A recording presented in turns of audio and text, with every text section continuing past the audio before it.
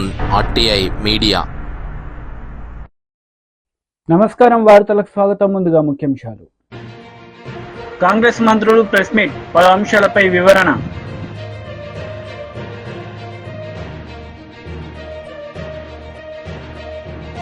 BRS నేతలు press meet, పలు అంశాలపై వివరణ.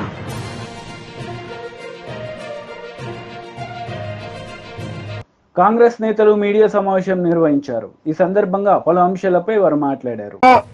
4 గోడల మధ్య గత ప్రభుత్వ త్వరలో తీసుకున్న నిర్ణయాలను కాదని ప్రజల మధ్యలోకి కొత్త రెవెన్యూ చట్టాన్ని 2వ తారీఖు సాయంత్రం ప్రజల ముందుకు పెట్టాం. 23వ తారీఖు వరకు పబ్లిక్ డొమైన్ లో ఉంచాం.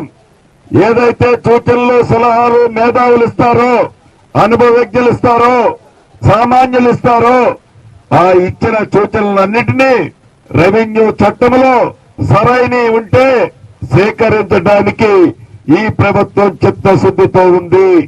చివరికి ఆనాటి మేధావి 80,000 పుస్తకాలు చదివిన ఇచ్చిన సూచనలు కూడా మంచివైతే ఈ చట్టంలో తీసుకోవటానికి ఈనాటి ప్రభుత్వానికి ఏ రకమైన భేషజాలు లేవు అని కూడా తెలియజేస్తున్నాం. అంతేకాదు, 4 సంవత్సరాల క్రితం ఎల్ఆర్ఎస్ కార్యక్రమాన్ని ఆనాటి ప్రభుత్వం చేపట్టింది. ఈ ఎల్ఆర్ఎస్ కార్యక్రమాన్ని ఇందిరమ్మ రాజ్యం వచ్చిన తర్వాత సామాన్య ప్రజలు ఏదైతే ఇబ్బందులు పడుతున్నారో ఆ ఇబ్బందులు పడవద్దని గౌరవ ముఖ్యమంత్రి రేవంత్ రెడ్డి గారి నాయకత్వంలోని ఈ ప్రభుత్వం, భట్టి గారు, కేబినెట్ మంత్రులమైన మేమందరం కలిసి నిర్ణయం తీసుకున్నాం. రాబోయే కొద్ది రోజుల్లోనే, ఈ 2 నెలలలోపే ఆ ఎల్ఆర్ఎస్ కార్యక్రమాలను కూడా ఎదుటి ప్రజల మనసులో ఉంది. రేషన్ కార్డులు, దానికి మంత్రి అన్నే సబ్ కమిటీ వేశాం. ఆ సబ్ కమిటీలో చైర్మన్ గా అన్నే ఉన్నారు. వారి నాయకత్వంలోనే నిన్న 2 మంత్రులు కూర్చున్నాం. రేషన్ కార్డు, కొత్త రేషన్ కార్డుతో పాటు ఆరోగ్యశ్రీ కార్డును కూడా సపరేట్ గా ఈ ప్రభుత్వం ఇవ్వాలన్నది నిర్ణయం తీసుకున్నది. దాని విధి విధానాలని క్షుణ్ణంగా నిన్న మొదటి మీటింగ్ అయింది. గౌరవ ఉత్తమ కుమార్ రెడ్డి గారి నాయకత్వంలో వాటి విధి విధానాలను కూడా అతి కొద్ది రోజుల్లోనే ఈ ప్రభుత్వం మీ ముందు ఉంచుద్ది. ఇక ఇందిరమ్మ ఇళ్ల విషయానికి వచ్చాం. అన్న మాట ప్రకారం మొదటి విడతగా 4.5 లక్షల ఇళ్లు ఇస్తామని చెప్పాం. ఎన్ని ఇబ్బందులు ఉన్నా బరాబర్ ఈ 4.5 లక్షల ఇళ్లు మొదటి విడతగా తెలంగాణ రాష్ట్ర ప్రజలకి, పేదవాళ్లకి ఇవ్వటానికి ఈ ప్రభుత్వం ఈ నెల చివరిలోపే ఒక నిర్ణయాన్ని కూడా ప్రకటించి ముగ్గు పోసే కార్యక్రమాన్ని కూడా ఈ ప్రభుత్వం చేపట్టబోతుంది. చివరగా మీకు చెప్పుకున్నది ఒక్కటే, ఈ ప్రాజెక్టు విషయాలు తెలిసినొచ్చు. అయినా కొన్ని ముఖ్యమైన విషయాలు కూడా నేను డిపార్ట్మెంట్ ఇచ్చిన నోట్ కూడా మేము ముందు పెడతాను. సీతారామ ప్రాజెక్టు ప్రధాన కాలువ 104.40 కిలోమీటర్ వరకు 1 నుంచి 8 ప్యాకేజీలలో పనులు పూర్తయ్యాయి. ప్రధాన కాలువ 9.85 కిలోమీటర్ల వద్ద మారేళ్లపాడు ఎత్తిపోతుల ద్వారా పినపాక నియోజకవర్గం నందు 15,795 ఎకరాల ఆయకట్టుకి సాగునీరు అందుతుంది. దీని యందు కాలువల నిర్మాణం కొరకు 252 ఎకరాల భూసేకరణ కలుపుకొని మొత్తం అంచనా విలువ 115.71 కోట్లు. ఈ పనులు వేగవంతంగా చేపడుతున్నాము. ప్రధాన కాలువ 74 కిలోమీటర్ల వరకు ఆయకట్టు ప్యాకేజ్ 1 కింద 38,000 ఎకరాలకు నీటి సౌకర్యం కొరకు 663.49 కోట్లతో, భూసేకరణ కొరకేమో 165.8 కోట్లు, పనుల కోసం 497.69 కోట్లు పనులు చేపట్టడం జరుగుతుంది. దీని యందు కాలువల నిర్మాణం కొరకు 1658 ఎకరాల భూసేకరణ అవసరం ఉంది. అందుకోసమే నేను జిల్లా ప్రజలకి రైతులకు కూడా నమస్కరించి విజ్ఞప్తి చేస్తున్నా. భూసేకరణ ల్యాండ్ ఎక్విజిషన్లో మీరు కోఆపరేట్ చేస్తే 2 ఏళ్లలో ఈ ప్రాజెక్టు పూర్తి చేసి ఉమ్మడి ఖమ్మం జిల్లాలో సుమారు 10 లక్షల ఎకరాల వరకు కొత్త ఆయకట్టుకి గోదావరి జిల్లాలో అందిస్తామని చెప్పి మనం చేస్తున్నాను. ప్రధాన కాలువ 74 నుండి 98 కిలోమీటర్ల మధ్యన ఆయకట్టు ప్యాకేజ్ 2 యందు కాలువ నిర్మాణం ద్వారా 34,000 ఎకరాలకు నీటి సౌకర్యం ఏర్పడుతుంది. భూసేకరణ 1,363 ఎకరాలు మరియు మొత్తం అంచనా విలువ 387 కోట్లు. భూసేకరణకి 136 కోట్లు, పనులకి 251 కోట్లు. మొత్తం టీడీపీ లీడర్ మీడియా సమావేశం నిర్వహించారు. ఈ సందర్భంగా పలు అంశాలపై ఆయన మాట్లాడారు. టైం లైన్ లో మనం బాగానే ఉన్నట్టే, కానీ ఈరోజు మనం ఎంత పూర్తి చేసుకున్నాం? 36% పూర్తి చేసుకున్నాం. ఎందుకు ఈ మాట చెప్తున్నానంటే 6 నెలల ముందు మనం ఎలా కంప్లీట్ చేయగలం అన్న విశ్వాసం ఎక్కడ వస్తుందనంటే మనం 20% చేయాల్సినటువంటి పని ఈరోజు ఆగస్టు నెలకే 36% వరకు రీచ్ అయ్యాం. కాబట్టి ప్రాజెక్టుని ఖచ్చితంగా మనం 6 నెలల కంటే ముందే పూర్తి చేసేటటువంటి అవకాశాలు అన్ని రకాలుగా మనకున్నాయి. ప్రాజెక్టుకి సంబంధించి ఎర్త్ వర్క్స్ ఏవైతే ఉన్నాయో 97.3% గత నెలలో కంప్లీట్ అయితే ఈ నెల 2,52,000 క్యూబిక్ మీటర్ల తాలూకా వర్క్ జరిగిన తర్వాత 98%కి మూవ్ అయ్యాం. రన్వే తాలూకా వర్క్, ఏ ఎయిర్పోర్ట్కైనా రన్వే చాలా ముఖ్యమైనటువంటిది. రన్వే 32% గత నెల పూర్తయితే ఈ నెలకి 38.67% పూర్తి చేసుకున్నాం. ట్యాక్సీవే రన్వే పక్కన ఉన్నటువంటి ఇంకో రన్వే 16.7% క్రిందటి నెల అయితే ఈ నెలకి 20.78% ఈ నెలకు పూర్తి చేసుకున్నాం. టెర్మినల్ బిల్డింగ్, ఎయిర్పోర్ట్లో మనకి ప్రధానంగా కనబడేది టెర్మినల్ బిల్డింగ్. మన చెక్ ఇన్ కానీ, అరైవల్స్ కానీ, డిపార్చర్స్ కానీ ఇవన్నీ కూడా అయ్యేది మనకి టెర్మినల్ బిల్డింగ్ నుంచే. అటువంటి టెర్మినల్ బిల్డింగ్ని 22.5% గత నెల మనం పూర్తి చేసుకుంటే ఈరోజు ఆర్సీసీ వర్క్ 4,635 క్యూమిక్ మీటర్లు జరిగింది. దానితో 27.28%కి టెర్మినల్ బిల్డింగ్ తాలూకా ప్రోగ్రెస్ని కూడా మనం చేరుకోవడం జరుగుతుంది. అలాగే మీరు అందరూ కూడా చూసుంటారు, ఒక పెద్ద టవర్ కనబడుతుంది, ఎయిర్ ట్రాఫిక్ కంట్రోల్ ఏటీసీ తాలూకా టవర్ ఏదైతే ఉందో అది కూడా గత నెల 25.58% జరిగితే ఇప్పటికీ 30.69%, ఇంకో 12 మీటర్ల హైట్ కూడా దాని తాలూకు కన్స్ట్రక్షన్ జరిగింది. పూర్తి శాతం దాన్ని ఎంతవరకు హైట్ చేరుకోవాలి అదంతా కూడా జరిగింది. దాంతోపాటు 30.69% ఏటీసీ తాలూకా పనులు కూడా ఈరోజు పూర్తి చేసుకున్నాం. ఇది కాకుండా అదనంగా చుట్టుపక్కల కొన్ని బిల్డింగ్స్ ఉన్నాయి, సబ్ స్టేషన్స్ కానీ, వాటర్ ట్రీట్మెంట్ ప్లాంట్ కానీ, లేకపోతే మిగిలిన అదనంగా ఎయిర్పోర్ట్కి సంబంధించినటువంటి ఏవైతే ఇతరత్ర బిల్డింగ్స్ ఉన్నాయో అవి కూడా సుమారు 12%, 6% నుంచి 12% గత నెలలో ప్రోగ్రెస్ ఈరోజు చేసుకోవడం జరుగుతుంది.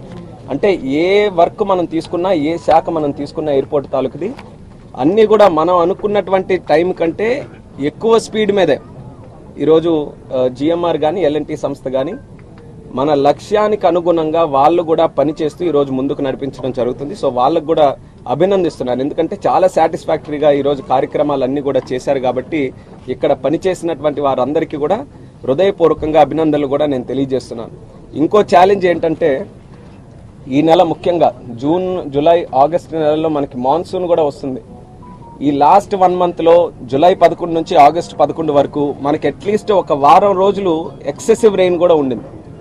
ఎక్సెసివ్ రెయిన్లో అసలు ఏ పని కూడా మనం చేయలేం. కానీ అలాంటప్పుడు కూడా క్రియేటివ్గా ఆలోచించుకొని ఆ ఎక్సెసివ్ రెయిన్ ఉన్నటువంటి టైంలో బయట వర్క్స్ అన్ని కూడా ఆపి టెర్మినల్ బిల్డింగ్లో ఇంటర్నల్గా ఏవైతే వర్క్స్ చేయగలమో దాని మీద దృష్టి పెట్టి ప్రోగ్రెస్ అక్కడ కూడా నడిపించారు. అంటే లక్ష్యం ఎక్కడ కూడా మిస్ అవ్వకూడదు అన్నటువంటి ఆలోచన. ఈరోజు చంద్రబాబు నాయుడు గారు ఆ రోజు రావడం, అందరితో చర్చించడం, అందరికీ కూడా మోటివేట్ చేయడం, ఉత్తరాంధ్ర ప్రాంతం ఈ యొక్క ప్రభుత్వానికి ఎంత ఇంపార్టెంటో ఆ రోజు చెప్పారు. అది మా అందరికీ కూడా, అంటే ఆయన 78 నుంచి రాజకీయాల్లో ఉన్నారు. మేము ఈరోజు 3వసారి నేను కూడా ఎంపీగా పోటీ చేసి శ్రీకాకుళం నుంచి గెలవడం జరుగుతుంది. మా ఇన్ని సంవత్సరాల రాజకీయంలో ఉత్తరాంధ్ర ప్రాంతం నుంచి ఎన్డీఏ ప్రభుత్వానికి అలాగే తెలుగుదేశం పార్టీకి ఇంత పెద్ద ఎత్తున గెలుపు మేము ఎప్పుడు కూడా చూడలేదు. అంత విశ్వాసంగా ఈ ఉత్తరాంధ్ర ప్రాంతం ఒక నమ్మకం పెట్టుకొని మాకు గెలిపించిన తర్వాత అదే రకంగా మేము కూడా పనులు చేసి ఉత్తరాంధ్రని ముందుండి నిలబెట్టాలని చెప్పి చంద్రబాబు నాయుడు గారు స్పష్టంగా తెలియజేయడం జరిగింది. బీఆర్ఎస్ లీడర్ మీడియా సమావేశం నిర్వహించారు. ఈ సందర్భంగా పలు అంశాలపై ఆయన మాట్లాడారు. పీరియడ్లోనే 6 లక్షల ఉద్యోగాలు వచ్చినాయి. వీరి ప్రభుత్వం వీరు రాగానే తగ్గిపోయింది. ఒకటే సంవత్సరం 1,20,000 ఉద్యోగాలు మేము ఉన్నప్పుడు వస్తే వీళ్ళు వచ్చిన తర్వాత 40,000గా పడిపోయింది. వీరి ఘనకార్యం ఇదంతా. కాబట్టి ఈరోజు కాంగ్రెస్ హయాంలో అన్నీ కూడా దిగజారిపోతా ఉన్నాయి, ఈ రోజు పడిపోతా ఉన్నాయి. మరి నిన్ననే స్టేట్మెంట్ చూసినాం. అమరరాజా వాళ్ళు, నేను సోషల్ మీడియాలో ఇచ్చిన స్టేట్మెంట్, పేపర్లో కూడా చూసిన, మేము ఇక్కడ నుంచి మాకు తగిన ప్రోత్సాహాలు అందకపోతే ఇక్కడ నుంచి తరలిపోతాం, ఇక్కడ నుంచి వెళ్ళిపోతామని చెప్పి ఓపెన్ స్టేట్మెంట్ ఇచ్చినారు. మీరు అమెరికా పోయి కొత్త పెట్టుబడులు ఏమో కానీ ఉన్న పెట్టుబడులు పోకుండా చూసుకోవాల్సిన బాధ్యత ప్రభుత్వం పైన ఉన్నది. దీన్ని ప్రశ్నించడానికి బీజేపీ నాయకులకు సమయం ఉండదు, మాటలకి రాదు. ప్రజల శ్రేష్ఠ అవసరం మీద వరకు హైదరాబాద్ నగరం అభివృద్ధి చెందొద్దు, తెలంగాణ రాష్ట్రం ముందుకు పోవద్దు, వీళ్ళు ఇట్లే ఉండాలనే ఆలోచన అంటే భావదారిద్ర్యంతో ఉన్నటువంటి నాయకులు ఈ బీజేపీ నాయకులు రాష్ట్రంలో. ఈరోజు 10 నెలల కాంగ్రెస్ పాలనలో మరి ఎన్నో ఇలాంటి అనేక సమస్యలు, ప్రజా సమస్యల పట్ల అనేక రకమైన పోరాటాలు ప్రతి దగ్గర జరుగుతూ ఉన్నాయి. ఎందుకు ఈ కేంద్ర మంత్రిని మాట్లాడి కేంద్ర మంత్రి అవుతున్నారు బండి సంజయ్ గారికి దీనిపైన ప్రశ్నించడానికి సమయం సరిపోతలేదా, దొరుకుతలేదా? అంత బిజీ ఉన్నారా ఢిల్లీలో వాళ్ళు? నిన్న మహబూబ్ నగర్లో కొడంగల్ నుంచి వచ్చి మా భూములు లాక్కుంటా ఉన్నారు, మమ్మల్ని ఇబ్బంది పెడతా ఉన్నారు, హైదరాబాద్ నగరానికి వచ్చి మాత్రం మొరబెట్టుకుంటా ఉన్నారు. ఈరోజు ఎక్కడ పోయినరు వీళ్ళు? మా ప్రభుత్వ హయాంలో ఏ చిన్న సమస్య వచ్చినా సరే ఎగిరెగిరి పడి మీద పడి కొట్లాడినటువంటి నాయకులు ఈరోజు ఎందుకు మాట్లాడతలేరు, ఎందుకు మూగపోయినారని ప్రశ్నిస్తూ ఉన్నాం. ఈరోజు ఎంత బాధాకరమైన విషయం అంటే, ఈరోజు ఇక్కడ ఉన్నటువంటి ఇప్పుడు సహాయ మంత్రి గారు, కేంద్ర హోంశాఖ సహాయ మంత్రి గారు ముఖ్యమంత్రి గారికి సహాయ మంత్రిగా మారిపోయినారు. ఆయన కేంద్ర హోంశాఖ సహాయ మంత్రి కాదు, ముఖ్యమంత్రి రేవంత్ రెడ్డి గారికి సహాయ మంత్రిగా మారిపోయినాడు. కోవర్ట్గా పనిచేస్తున్నట్టు స్పష్టంగా అర్థమవుతోంది రేవంత్ రెడ్డి గారికి. ఎంత ఘోరమైనటువంటి పరిస్థితి అంటే, రేవంత్ రెడ్డి గారు ముఖ్యమంత్రి హోదాలో అమెరికాలో పోయిన తర్వాత వారి తమ్ముడితో ఉన్నటువంటి కంపెనీతోని డైరెక్ట్గా అగ్రిమెంట్ చేసుకుంటా ఉంటే, ఒక హోదాలో ఉన్నటువంటి బండి సంజయ్ గారు, అది కూడా కేంద్ర హోంశాఖ సహాయ మంత్రిగా ఉన్నటువంటి వీరు దాన్ని సమర్థిస్తారు. అసలు రాజ్యాంగం గురించి వీరికి ఏమైనా ఐడియా ఉందా? It clearly comes under office of profit. చాలా స్పష్టంగా ఆఫీస్ ఆఫ్ ప్రాఫిట్ కిందకు వస్తుంది. దీనిపైన కేంద్ర సహాయ మంత్రిగా ఉన్నటువంటి బండి సంజయ్ గారు మాట్లాడిన మాటలని డైరెక్ట్గా మేము ప్రధానమంత్రి గారికి, కేంద్ర హోంశాఖ మంత్రికి లెటర్ రాయబోతా ఉన్నాం, లెటర్ రాస్తాం.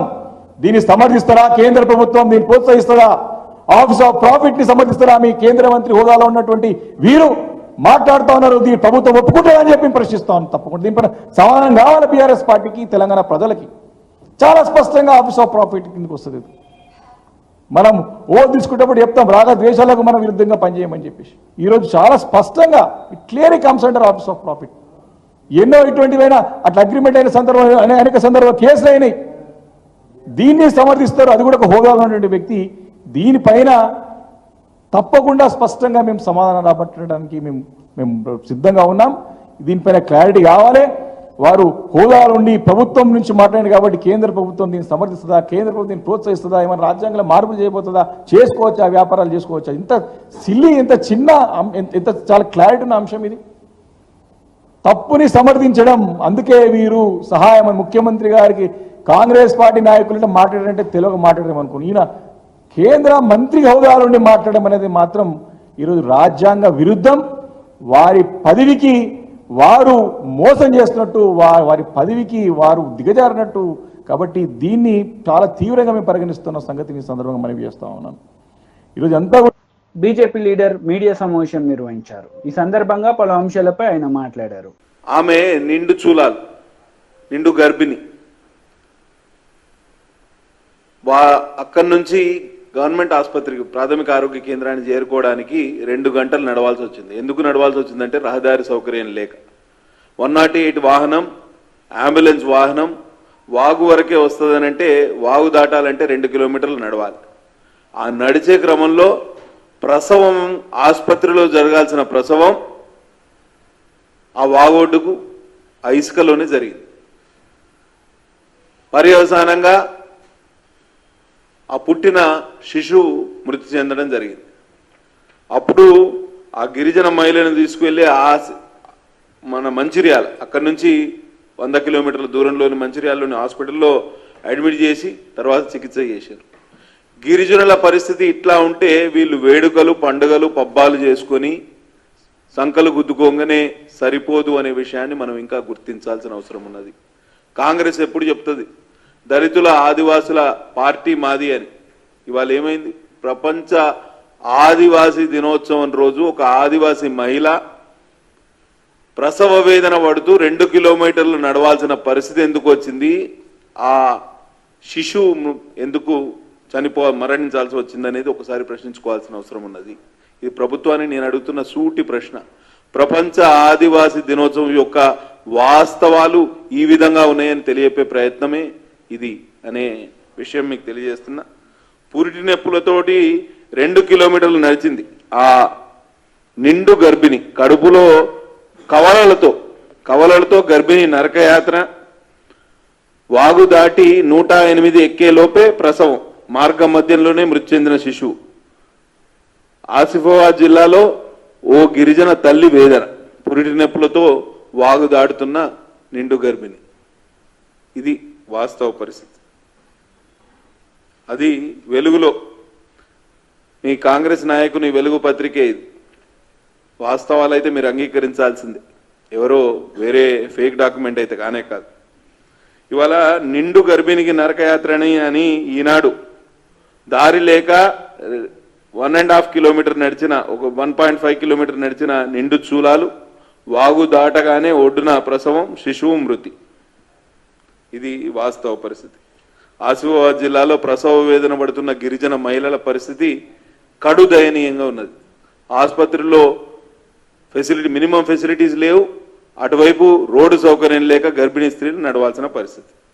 ఇది ఒక్కటే కాదు, మీకు ఇంకా చెప్తా. ఇవాళ సిర్పూర్ టీ మండలం, అదే జిల్లా, గిరిజన నాయకుడు కుమ్రంభీం పేరు పెట్టుకున్న జిల్లాలో సిర్పూర్ టీ మండలంలోని చీలపల్లె గ్రామానికి చెందిన, లింబుగూడ గ్రామానికి చెందిన గిరిజన మహిళ వెడ్మం మనీషా అనే గర్భిణి ఈ ఆరోగ్యం బాగలేకపోవడంతో ఆసుపత్రికి తరలించే క్రమంలో డోలీ కట్టి కాగజ్నగర్ ఆసుపత్రిలో చేర్పించారు. అక్కడ మెరుగైన వైద్య సేవల నిమిత్తం నిర్మల్ ఆసుపత్రికి తరలించారు. అక్కడి నుంచి పరిస్థితి విషమించడంతో వరంగల్లోని ఎంజీఎం ఆసుపత్రికి తరలించారు. ఆ వరంగల్ ఆసుపత్రిలో చికిత్స పొందుతూ ఆమె మృతి చెందింది. ఈమెకు 1 ఏడాది క్రితం వివాహం జరిగింది. ఇది గిరిజన మహిళల పరిస్థితి.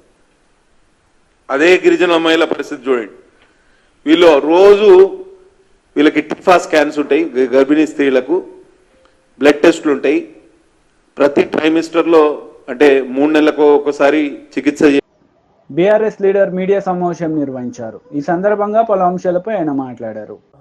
ఆధారాలుంటే ఓ కేసు పెట్టి నీ శాఖతో దర్యాప్తు చేయి. రేవంత్ రెడ్డి మీద నమ్మకం ఎందుకు? ఇలా కాంగ్రెసు బీజేపీ కలిసి ఈ రాష్ట్రంలో పనిచేస్తున్నాయి. కిషన్ రెడ్డికి, రేవంత్ రెడ్డికి, బండి సంజయ్కి పూర్తి స్థాయి అవగాహన ఉంది. ఈ అవగాహనతోటి, కుట్రతోటి ఇలా బీఆర్ఎస్ని బలహీనపరిచేటటువంటి ఒక ప్రయత్నం జరుగుతుందనే దానికి ఇది మరొక ఉదాహరణ. ఇది పిచ్చితనం కాకపోతే ఏంది? లార్జ్ స్కేల్ కరప్షన్ అయింది, అవినీతి చేసినారు. నీకు చేతనైతే సంబంధిత సంస్థలకు ఫిర్యాదు కేసు పెట్టి దర్యాప్తు చేయించు. అరెస్ట్ చేయించడం మాట్లాడడం అనేది బుద్ధిలేనితనం. నేను ఒక కేంద్ర మంత్రి చెప్తా ఉన్నా, దేనికి అరెస్ట్ చేయాలనో ఒక చర్చ పెడదాం రా. నీ దగ్గర ఏమైనా సమాచారం ఉంటే బహిరంగంగా మీడియా ముందు చెప్పు, మేము వస్తాం, మాట్లాడతాం. ఏదో అందరి ధర్మాన్ని అల్లుడు వచ్చిన ఒక సామెత ఉంది. దానిలాగా నరేంద్ర మోడీ పేరు మీద ఇంకో జై శ్రీరామ్ నినాదం మీద నీకు ఎంపీ పదవి వచ్చింది. కానీ దాంతో ఒక పదవి వస్తే కేటీఆర్ను విమర్శిస్తాను, దాంతో వార్తల్లో ఉంటాను అనుకుంటే నేను ఒక ప్రశ్న వేస్తున్నాను. కేటీఆర్ 10 సంవత్సరాలుగా ఈ రాష్ట్రానికి మంత్రిగా చేసిన సేవేందో రాష్ట్రంలో ప్రజలకు తెలుసు. ఐటీ రంగంలో అభివృద్ధి తెలుసు, పారిశ్రామిక రంగంలో అభివృద్ధి తెలుసు, ఎన్ని ఉద్యోగాలు వచ్చినాయో తెలుసు, హైదరాబాద్ నగరం ఎట్లా అభివృద్ధి చెందిందో తెలుసు. కేటీఆర్ అనేటటువంటి ఆయన కాలి గోటికైనా నువ్వు సరిపోతావా అనే విషయాన్ని వాళ్ళ బండి సంజయ్ ప్రశ్నించుకోవాలి. మీ తెలివి తక్కువ మాటలు చూసి జనం నవ్వుకుంటున్నారు. మనకు ఇద్దరు అసమర్థ కేంద్ర మంత్రులు ఉన్నారు, చదువురాని కేంద్ర మంత్రులు, రాష్ట్రానికి భారంగా తయారైనారు. మొన్న కేంద్ర బడ్జెట్ వస్తే నయా పైసా తీసుకురాలేని చేతగాని దద్దమ్మలు రాష్ట్రానికి 3 లక్షల కోట్లకు పైగా పోయిన 10 సంవత్సరాల్లో పెట్టుబడులు తీసుకొచ్చి 25 లక్షల పైగా ఉద్యోగాలు సృష్టించినటువంటి యొక్క కేటీఆర్ మీద అరెస్ట్ చేయాలని మాట్లాడడం అనేది ఎంత చిల్లర విషయం అండి. కరీంనగర్ ప్రాంతానికి ఎంపీగా ఉంటే కల్వర్టుకు నిధులను పట్టుకొచ్చినావా? కేటీఆర్ గురించి మాట్లాడే మినిమం అర్హత నీకుందా అనే విషయాన్ని బండి సంజయ్ ప్రశ్నించుకోవాలి. మొన్న బడ్జెట్ అప్పుడు మాట్లాడుతుంది ఇదే బండి సంజయ్. ఎంత అవగాహన రాహిత్యం అంటే ఈయనకు మంత్రి పదవి ఈయనకు వచ్చినందుకు కాదు, ఈయనకి ఇచ్చిన వాళ్ళు అనాలి. బడ్జెట్లో ఏం రాలేదు అంటే హైదరాబాద్ బెంగళూరు ఇండస్ట్రియల్ కేరిడార్ వచ్చింది, అది రాలేదా అంటాడు. ఒరే నాయన, హైదరాబాద్ బెంగళూరు ఇండస్ట్రియల్ కేరిడార్ కాదు, దాంట్లో ఆంధ్రప్రదేశ్ ప్రాంతంలో అనంతపూర్లో ఓర్వకల్లని ఒక నోడ్ ఉంది, దానికి ఇచ్చింది కేంద్ర మంత్రి పైసలు, తెలంగాణకి ఇయ్యలే అంటే ఇంత తెలివి తక్కువ చదువు. వార్తలు ముగించే ముందు ముఖ్యాంశాలు మరోసారి. కాంగ్రెస్ మంత్రులు ప్రెస్ మీట్, పలు అంశాలపై వివరణ.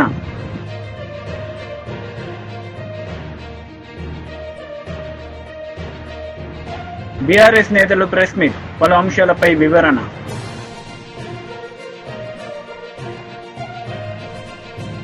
ఈ వార్తలు ఇంతటితో సమాప్తం. తిరిగి ప్రసారమయ్యే వార్తల్లో మళ్ళీ కలుద్దాం. అంతవరకు సెలవు. నమస్తే.